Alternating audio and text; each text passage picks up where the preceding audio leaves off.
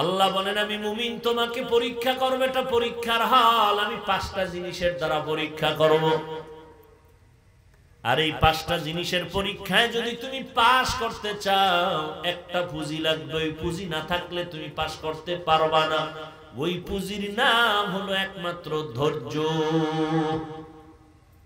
ধৈর্য নাই, খাওয়ানে ধৈর্য নাই, ঘুমে ধৈর্য নাই, ইবাদতে ধৈর্য নাই। ধৈর্য 3 প্রকার।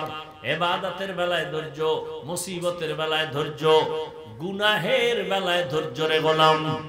এই ধৈর্যের গুণটা যদি অর্জন করো, দাম কত? পয়গম্বর বলেন, আল্লাহ নিজে বলেন, আমি এই ধৈর্য ধারণকারীদের পৃথিবীর শ্রেষ্ঠ 2টা পুরস্কার দিব, একটা দুনিয়ার, একটা আখিরাতের। দুনিয়ার পুরস্কার আমি আল্লাহ নিজে তার বন্ধু হইয়া থাকবো।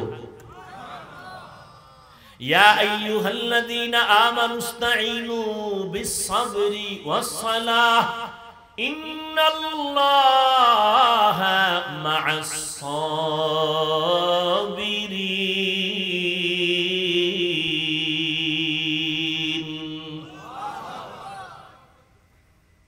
1 নাম্বার পুরস্কার দুনিয়ায় আল্লাহ তার বন্ধু হয়ে থাকবেন। কতক্ষণ? সর্বক্ষণ। আল্লাহ বন্ধু হইলে কোনো টেনশন আছে? আছে? এই মেয়ে আমাকে তো আল্লাহ বন্ধু হয় নাই, আমরাও আল্লাহর বন্ধু হতে পারি নাই। এরপর আলহামদুলিল্লাহ আমাকে সম্মান কমছে। বলে সত্য কথা স্বীকার করেন না, ভুল বললে দাঁড়ান। করোনা, স্কুল বন্ধ, কলেজ বন্ধ, ভার্সিটি বন্ধ, ফ্যাক্টরি বন্ধ, চাকরি বন্ধ, ব্যবসা বন্ধ, সব বন্ধ, ট্রেন বন্ধ। আল্লাহর কুদরত তাকাইয়া দেখো, মহামারী করোনা একটা কোরআনের মাদ্রাসাও বন্ধ হয় নাই।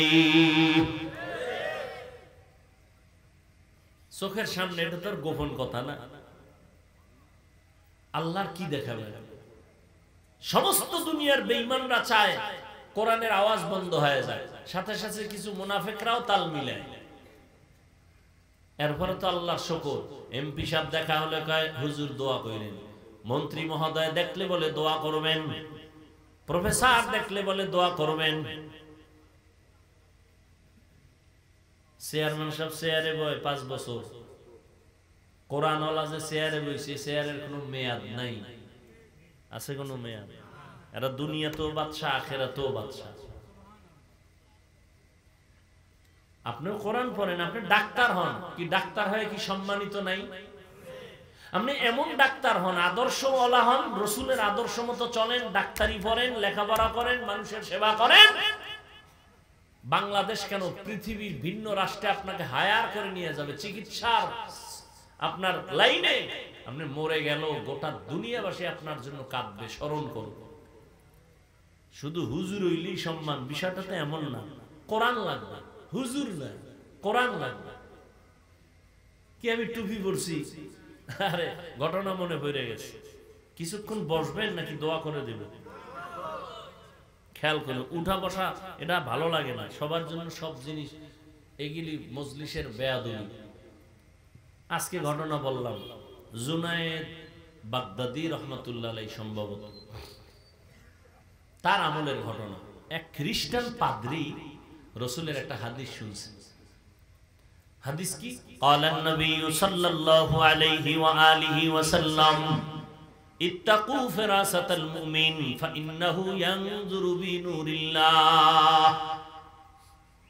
ফিরাসাতের বিষয় তোমরা ভয় করো, কারণ আল্লাহর কিছু বিশেষ বান্দা দুনিয়াতে আছে, এরা চামড়ার চোখে দেখে না, এরা ফেরাসাতের চোখ দিয়ে আল্লাহর নূরের আলো দিয়ে দেখে। নূরের আলো দিয়ে। আমার চোখে চশমা লাগানো, আয়নার পাওয়ার আছে 50, কারো পাওয়ার আছে এত বেশি যে 500 হাত দূরের দাও কাছে দেখা যায়।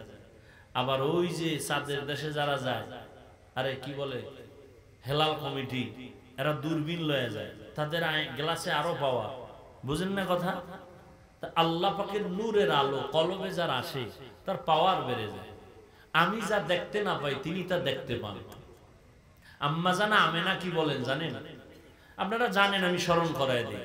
আম্মা জানা আমেনা রসুলের কি দেখছেননি কারবার? কি? তিনি বলেন মুহাম্মদ দুনিয়াতে যখন আসতেছেন, আমি আমার সামনে আল্লাহ পাক এমন আলো দিলেন, আমি সে পারস্যের শহরটাকে নজরে দেখতে পারলাম স্পষ্ট। ফেরাসাত, এটার নাম ফেরাসাত। তো জুনায়েদ বাগদাদির আমলে ওই হাদিসটা এইটা শুনছে খ্রিস্টান পাদ্রী, শুনে কয় চোখ দিয়া না দেখলে আবার কেমনে আবার আল্লাহর নূর দিয়া দেখে, এটা কেমন কথা? তো অনেকে বুঝাইছে, বুঝেই না। তো একজনে পরামর্শ দিছে, তুমি জুনায়েদ বাগদাদির কাছে যাও, ওখানে হুজুরে বুঝাই দিতে পারবে। জুনায়েদ বাগদাদি জগতের বড় একজন আল্লাহওয়ালা, এর কাছে ওইভাবে যাইতে হয় কি? হাটহাজারীর হুজুরের কাছে মন্ত্রী যাইতেছে, প্রধানমন্ত্রী কইছে তাড়াতাড়ি হুজুরের সাথে দেখা করো। জীবনে টুপি পরে না, টাচ করে একটা টুপি লাগাই লাইছে। কথা বল না, একটা জামা লাগাইছে। হাটহাজারীর হুজুরে কইছে টুপি না লই এলে খবর আছে, কইছে একবার। দেখেন ও পরিবেশ, বাসে লেখা আছে ধূমপান, মসজিদে লেখা আছে, বাসে লেখা আছে নিষেধ, এরপরও কেউ ধূমপান করে না। হেল্পার করে, কন্ট্রাক্টর করে, ড্রাইভার করে, টাকা না থাকলে ধার করে করে। আমি হুজুর বাধা দিলে ধোঁয়া সব আমার দিয়ে মারে, ঠিক নেই? আমার বাবার টাকা দিয়ে খাই, তোমার কি? মসজিদে লেখা আছে ধূমপান নিষেধ, কেউ করে, কি জবাব দিবেন? ওখানে লেখা আছে করে, এখানে লেখা নাই, কেউ করে না। বরং মসজিদে ঢুকতে গেলে পকেট আতায় কি ওকে টুপি খুঁজি, ঠিক নেই? ওই যে একটা প্রবাদ আছে না, সৎসঙ্গে অসৎসঙ্গে। জুনায়েদ বাগদাদির দরবারে যাইব খ্রিস্টান ভাদ্রি, টুপি টাপি লাগাইয়া আলখেল্লা লাগাইয়া লম্বা জামা টামা পরে গেছে। এবার যে সালাম দিস, আসসালামু আলাইকুম ওয়া রাহমাতুল্লাহ, হিন্দুরাও সালাম দেয় না?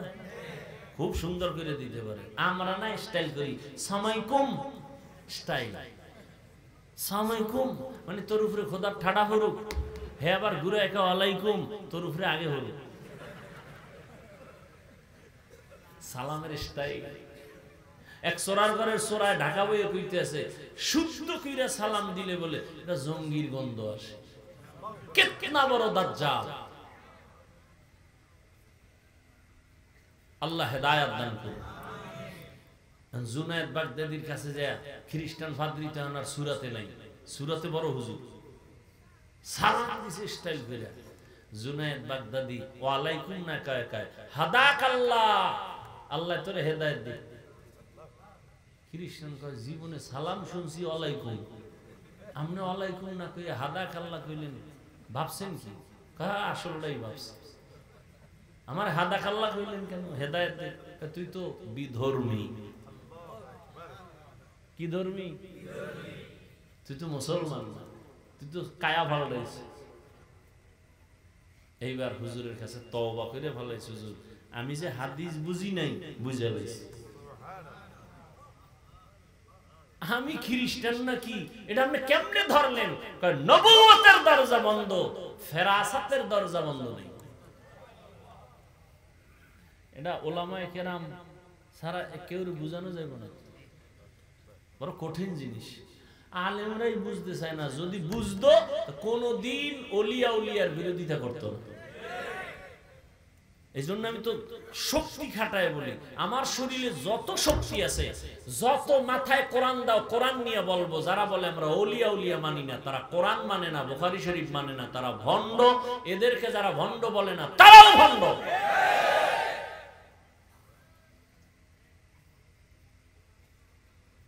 এই কথাটার আমার এত শক্তি, আসমান জমিন এক পালায় দিল, আমার কথার ওজন এর থেকে বেশি। আমি এতটুকু বিশ্বাস নিয়ে বলতেছি, যারা বলে আমরা ওলিয়া উলিয়া পীর মানি না, এরা কোরআন মানে না, বুখারী শরীফ মানে না, এরা ভণ্ড। এদের ভণ্ড যারা বলে না, তারাও ভণ্ড।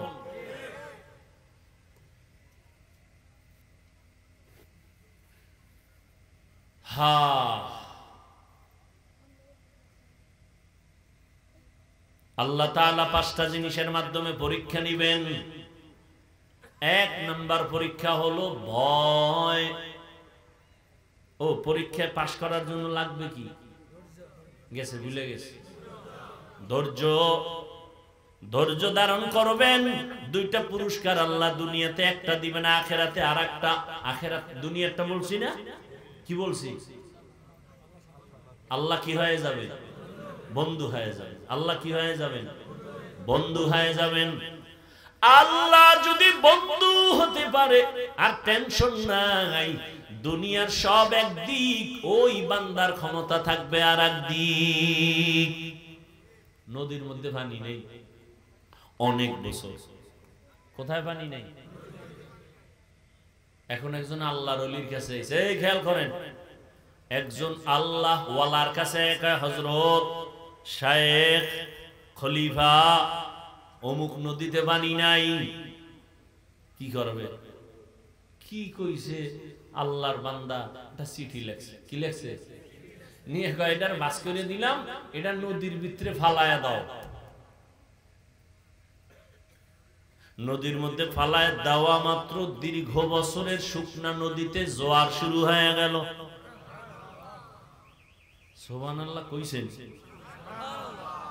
চিন্তা করে কওয়া দরকার। এটা কেমন কথা? দীর্ঘ বছর নদীর মধ্যে পানি নাই, চিঠি লেখা দিছে একজন আল্লাহর বান্দা, আর পানির জোয়ার শুরু হয়ে গেল। এটা একটা কথা? এখন যারাই চিন্তা করবে, সরমনের হিসাব যদি হইতো তা কইয়া লাইতো যে এটা দলিল ছাড়া কাফের। জুনায়েদ বাগদাদি যদি হইতো তা বলতো কাফের, কিন্তু ঘটনা খুঁজতে খুঁজতে গিয়ে কয় কাফের কওয়া যাইবনি। এখন খুঁজে দেখে যে তো সরমনে ওলা কয় না, তো কে কয়? ওমরে ফারুক। খবরদার খবরদার, কাফের বলা যাবে না। এই কাম ঘটাইছে কেডা? ওমরে চিঠি লেখছে, নদীর মধ্যে পানির জোয়ার হয়ে গেছে। এই যদি কোন দুনিয়ার জুনায়েদ বাগদাদি হইতো, হ্যাঁ, হাজী আমদাদুল্লাহ মুহাজিরে মক্কি হইতো, রশিদ আহমদ গাঙ্গুই হইতো, কি জানি হয়ে যেত। এই জন্য আল্লাহ ওয়ালাদের কারামত বিশ্বাস করে না।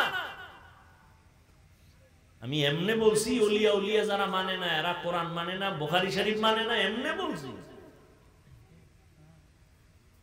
আল্লাহ দুই দল মানুষের সাথে যুদ্ধ করার জন্য রেডি।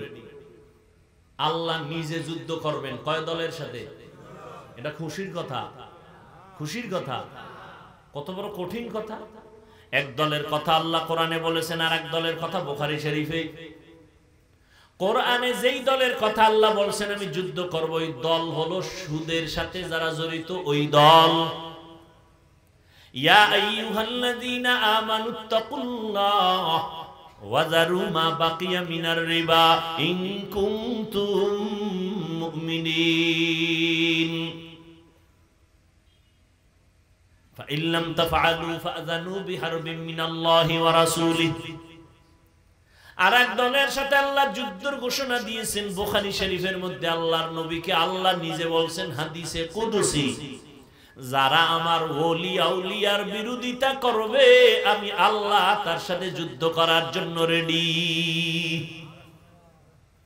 আমি এমনি কই নাই যারা ওলি আউলিয়া মানে না কয় এরা কোরআন মানে না, এরা বুখারী শরীফও মানে না।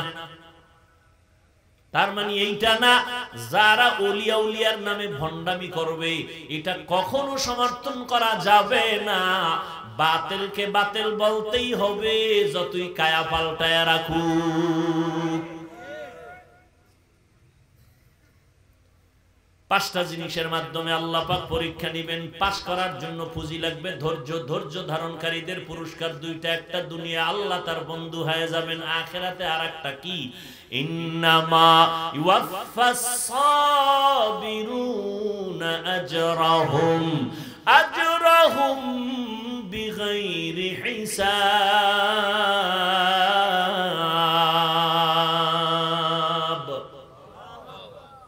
আল্লাহ কিয়ামতের দিন বিনা হিসাবে জান্নাত দিবেন। আমরা ইনশাআল্লাহ জান্নাত চাই তো? সন্দেহ?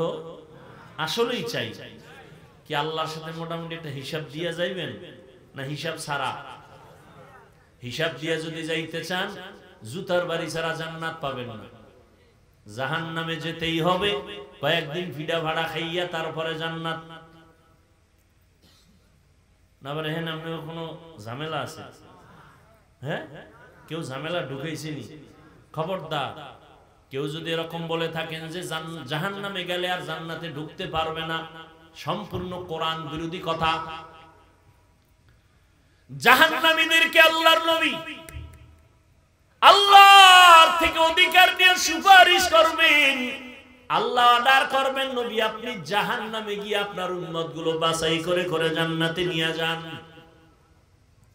বিনা হিসাবে জান্নাত যারা পাবে তাদের কোনো চিন্তা নাই। কারা কারা বিনা হিসাবে জান্নাত পাবে?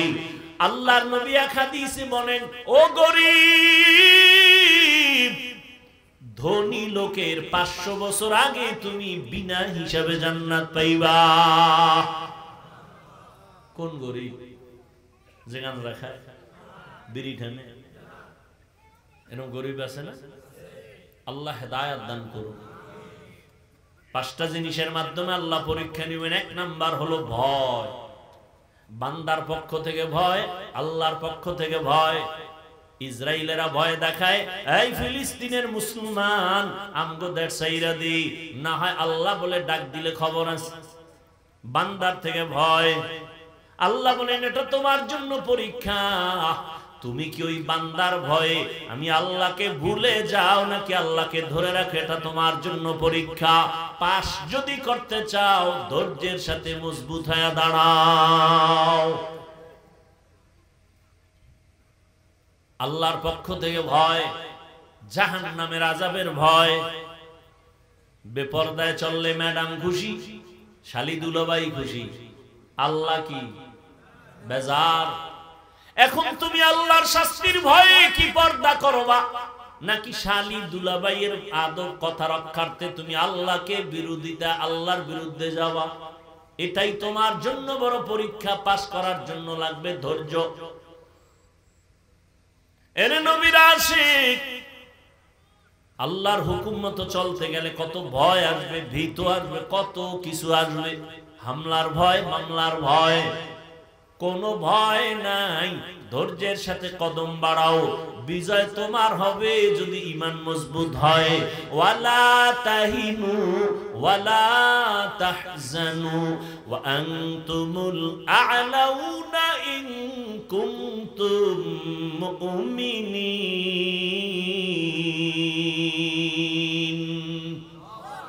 আল্লাহ বলেন মুমিনের কোনো ভয় নাই। মুমিন তো মুমিন হতে হবে, যেমন তেমন মুমিন হলে চলবে না।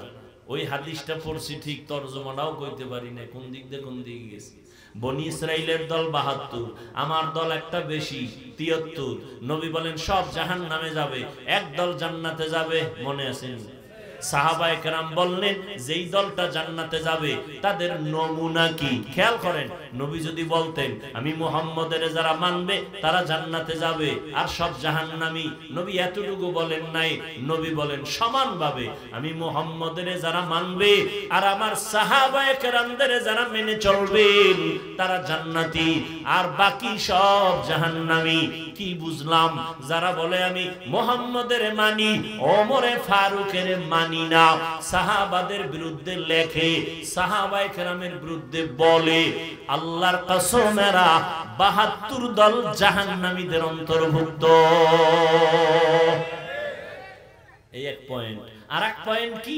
আপনারা জানেন এই কথা, কিন্তু আর একটা কথা হয়তোবা অনেকে জানেন না। 72 দল যে জাহান্নামে যাবে এদের মধ্যে কিন্তু কোনো হিন্দু নাই, বৌদ্ধ নাই, কোনো বিধর্মী নাই, সব হবে মুসলমান। এই কথাটা হয়তো অনেকে শুনেন নাই বা জানলেও মনে নেই। 72 দল জাহান্নামে যাবে, কোনো বিধর্মী না, সব মুসলমানের মধ্য থেকে হবে। আল্লাহ ওই দল থেকে আমাদের ঈমান আমলকে হেফাজত করেন। আল্লাহ 5টা জিনিসের মাধ্যমে পরীক্ষা নেবেন। দ্বিতীয়টা হলো ক্ষুধা। কি? ক্ষুধা। ক্ষুধাও একটা পরীক্ষা। বলে কি? ইমাম শাফিঈ রাহমাতুল্লাহ আলাইহি এখানে ক্ষুধা দ্বারা বলছেন রোজা। দেখছেন নি? রমজান মাস চলে গেছে, অনেক আল্লাহর বান্দারা রমজান পাইছে, রোজা রাখে নাই। এমন কেউ নাই? কি দুঃখ! কিছু কুলাঙ্গারের বাচ্চারা বলেছিল আমি রোজা রাখবো কেন, আমার ঘরে কি ভাতের অভাব আছে? এরকম কুলাঙ্গার নাই? আমরা কি ভাতের অভাবে রোজা রাখছি? আরে রোজা তো হিন্দুরাও রাখে, খ্রিস্টানরাও রাখে, ইহুদিরাও রাখে। পৃথিবীর সব ধর্মে রোজা আছে, নাম আলাদা, সিস্টেম আলাদা। ওরা বলে না খাওয়ার সাধনা। কোন কোন ধর্মের এমন নিয়ম আছে, না খাইয়া না খাইয়া না খাইয়া সাধনা করতে করতে যদি মরো, বিনা হিসাবে জান্নাত। তাহলে এই রোজার নিয়ম সব ধর্মে আছে না? তাহলে আপনি কেন মুসলমান হয়ে বলেন ভাতের অভাব আছে নাকি রোজা রাখবো কেন? আমরা তো ওদের মতো না খাওয়ার সাধনা করি না, আমরা না খাওয়ার ভেতর থেকে আল্লাহ পাওয়ার সাধনা করি।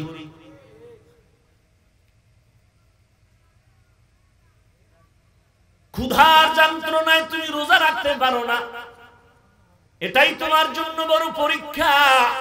তুমি তো সন্ধ্যাবেলায় ইফতারি পাইছো।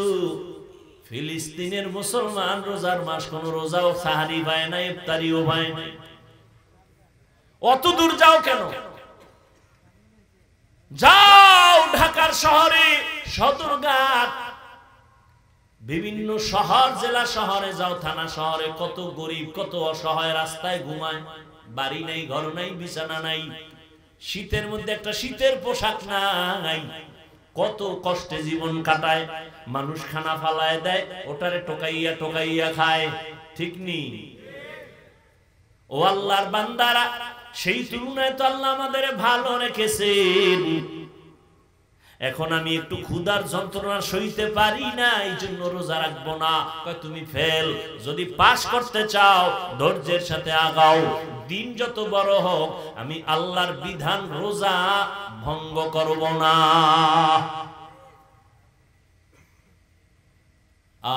অনেকে রোজা রাখে নাই, আবার কেউ রাখছে তারাবি ভরে নাই, কেউ পড়ছে তারাবি পুরাটা ভরে নাই। আবার আব্বা আম্মা রোজা রাখছে, উপযুক্ত মেয়ে ছেলেরা রাখে নাই। আম্মা জান কইছিল বাবা দুই একটা রাখবিনি, বাবায় বাধা দিছে, খবরদার রোজা রাখলে চেহারা নষ্ট হবে। ওই আব্বা জানের কাছে একটু প্রশ্ন করে গেলাম, আব্বা জান রোজা রাখলে আপনার সন্তানের চেহারাটা নষ্ট হবে, আপনি ভয় আছেন। কিন্তু ওই সন্তান সারাটা রাত মোবাইলটা হাতে নিয়ে আল্লাহর দেওয়া রাতের ঘুম নষ্ট করে কবিরা গুনাহ দেখে দেখে দেখে দেখে সারা রাত কবিরা গুনাহ করে রাত কাটায়, চেহারা কার্টুন হয়ে গেছে, চেহারায় কোনো আলো নেই, সাফা ভেঙ্গে ছাড়া। বিয়ে পাশ করার আগে বিয়া পাশ হয়ে গেছে, ওর কপালে বউ নাই, বিয়াও নাই। যদি থাকে তাহলে বউ পাবে না, পাবে জল্লাদ। কিভাবে? জল্লাদ কত দানে কত চাল দেখায় দিবে জুতার বাড়ি দিয়া। নাম দিছে ডানা কাটা ভরি। কি ভরি? ডানা কাটা ভরি। তার মানে বউ ঘরে আইয়েই ডানা কাটবে, প্রথম কাটবে তোমার মায়েরটা। এই মায়ের দূর কর, তোর মায়ের আচরণ ভালো না। মা কয় ঠিক আছে। পরে বাবার ডানা কাইটা কয় কই যাবো, কয় শহরে চল, ফ্ল্যাট ভাড়া ল। আবার ওই যৌতুক খাইছে না, পায়খানা এদিকে নাই মনে হয়। খুব খুশির কথা না?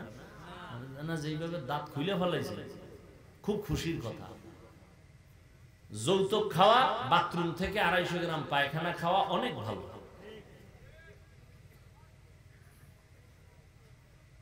এরা জালেম, যারা যৌতুক দেয় না এরা জালেম, এরা ডাকাত, এরা দুর্নীতিবাজ, এরা মানবতার চরম দুশ্মন, এরা স্বাধীনতার দুশ্মন, এরা ইসলামের নিকৃষ্ট দুশ্মন।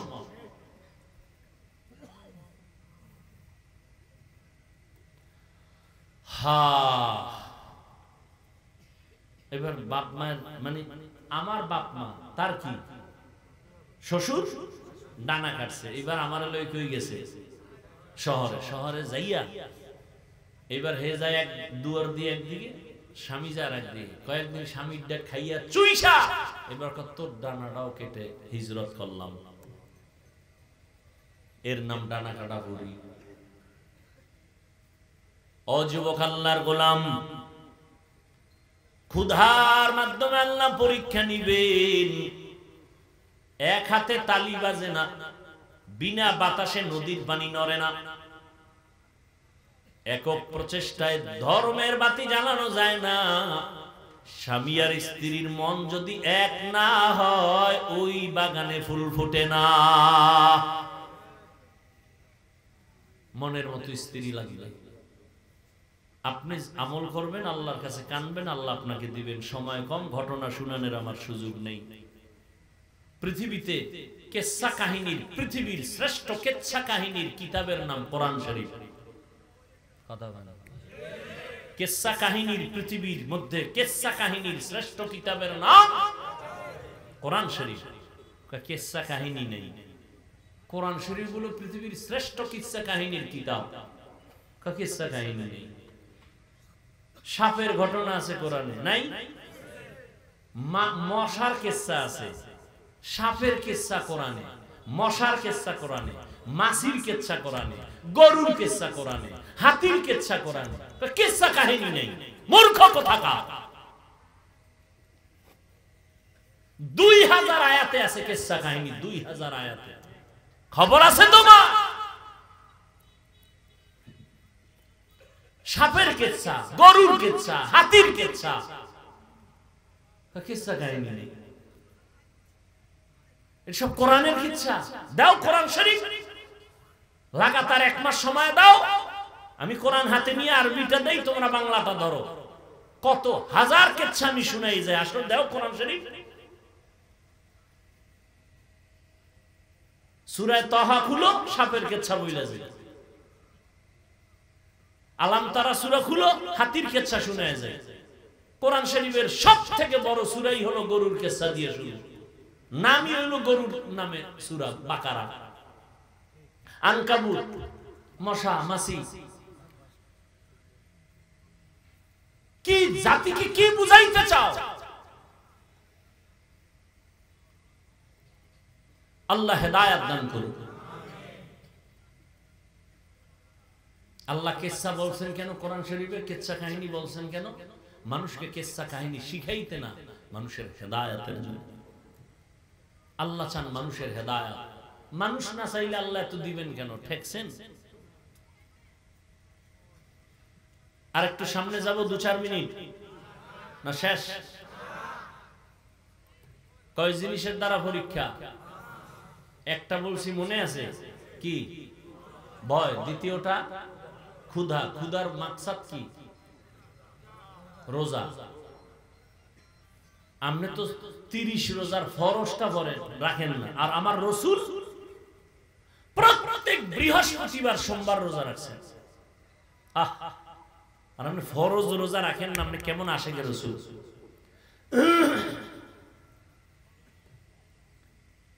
অথচ চিকিৎসা বিজ্ঞানী রোজা নিয়ে কি গবেষণা করছে? ও যুবক বাবারা, খবর আছে আপনাদের। আজকে গুগলে যাইেন তো, জীবনভর রাত্রে বেলা তো মোবাইল দিয়ে আকামি করলেন, আজকে একটু গুগলে ঢুকেন না, কিছু কাম করেন। কেন সময় নষ্ট করেন?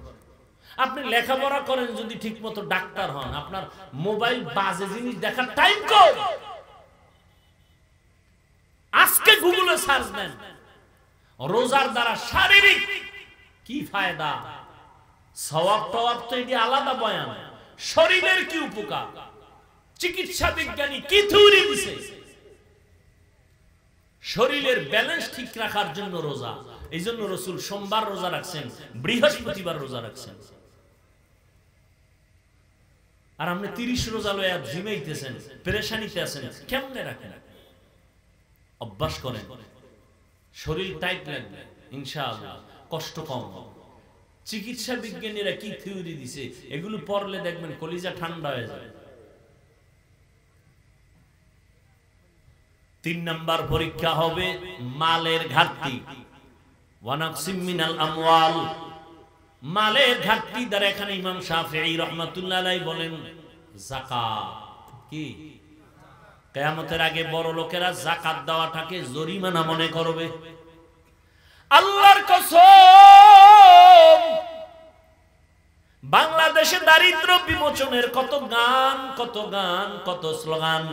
আল্লাহর কসম করে বলি, আমার দেশের ধনী আল্লাহর বান্দারা পাই পাই পাই পাই করে যদি যাকাত হিসাব করে গরিবের দেয়, এই জমিন থেকে দারিদ্র বিমোচন হবে, একটা সময় লাগবে না।